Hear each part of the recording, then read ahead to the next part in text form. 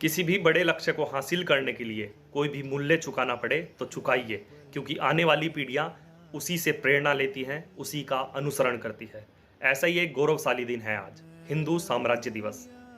विदेशी आक्रमणकारी सत्ता को चुनौती देकर भारत को स्वतंत्र और शक्तिशाली राष्ट्र के रूप में खड़ा करने की प्रेरणा और विश्वास दिलाने वाले छत्रपति शिवाजी के राज्याभिषेक यानी हिंदू साम्राज्य दिवस की आप सभी को बहुत बहुत शुभकामनाएं और छत्रपति शिवाजी को कोटि कोटि वंदन।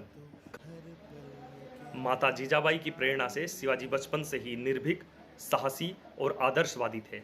उनकी निर्भीकता का उदाहरण तब देखने को मिला जब पिता के साथ वो बीजापुर के सुल्तान के दरबार में गए। शिवाजी के पिता ने सुल्तान को 3 बार झुककर प्रणाम किया, सलाम किया और यही कार्य करने के लिए शिवाजी को भी कहा। लेकिन शिवाजी का स्वाभिमान इतना ऊंचा था कि बीजापुर के सुल्तान के सामने वो सीना ताने खड़े रहे और सलाम बिल्कुल भी नहीं किया। उस समय बीजापुर के सुल्तान के सामने ऐसी हरकत करने की हिम्मत किसी की नहीं थी। शिवाजी इतने ही नहीं रुके और वो सीना तान कर भरे दरबार से वापस लौट गए। तो बचपन से ही जिसके अंदर राष्ट्रभक्ति, स्वाभिमान की ऐसी प्रेरणा हो, आगे चलकर बड़े काम तो उन्हें करने ही थे। समर्थ गुरु रामदास के परम शिष्य शिवाजी, जिन्होंने छापामार युद्ध प्रणाली जैसी एक नवीन युद्ध तकनीकी विकसित की, वो अक्सर कहा करते थे कि हम किसी से कभी भी कहीं भी कुछ भी सीख सकते हैं। इसका एक उदाहरण उस समय देखने को मिला जब अपनी सेना से बिछुड़कर शिवाजी जंगल में भटक रहे थे। दूर दूर तक कोई दिखाई नहीं दे रहा था, अंधेरा हो चला था। तभी एक सामने झोपड़ी में प्रकाश दिखाई दिया। शिवाजी उस झोपड़ी के पास गए तो एक बूढ़ी माता वहां दिखाई दी। उसने शिवाजी को पहचाना नहीं, लेकिन सामने अतिथि खड़ा है, अतिथि के सम्मान के लिए वो शिवाजी को अंदर लेकर आई। शिवाजी को भूख लग रही थी। बुढ़िया माता ने जब रोटियां परोसी तो शिवाजी भूख से छटपटा गए और गरम गरम रोटी का एक बड़ा टुकड़ा उन्होंने तोड़ा और जैसे ही टुकड़ा तोड़ा वो गरम रोटी उन्होंने नीचे रख दी। बुढ़िया माता ने जब ये सब देखा तो उसने कहा कि मुझे लगता है तुम भी वीर शिवाजी के जैसे ही हो।